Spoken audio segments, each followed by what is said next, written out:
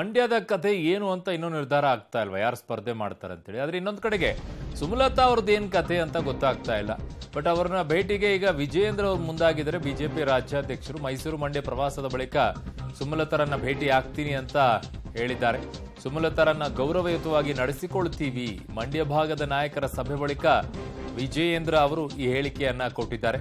ಸುಮಲತಾ ಭೇಟಿಗೆ ಈಗ ಬಿಜೆಪಿ ರಾಜ್ಯಾಧ್ಯಕ್ಷ ವಿಜಯೇಂದ್ರ ಅವರು ಮುಂದಾಗಿದ್ದಾರೆ.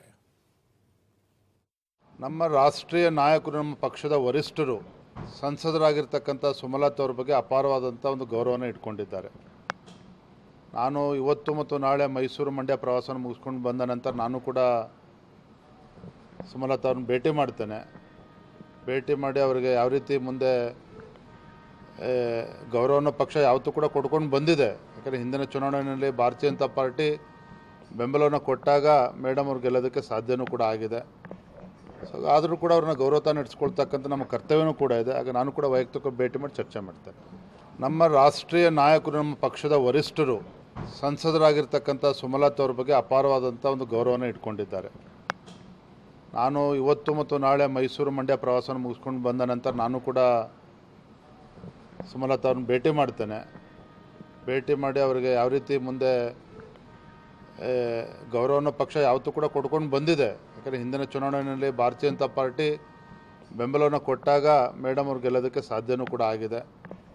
ಸೊ ಆದರೂ ಕೂಡ ಅವ್ರನ್ನ ಗೌರವ ನಡೆಸ್ಕೊಳ್ತಕ್ಕಂಥ ನಮ್ಮ ಕರ್ತವ್ಯವೂ ಕೂಡ ಇದೆ. ಆಗ ನಾನು ಕೂಡ ವೈಯಕ್ತಿಕ ಭೇಟಿ ಮಾಡಿ ಚರ್ಚೆ ಮಾಡ್ತೇನೆ.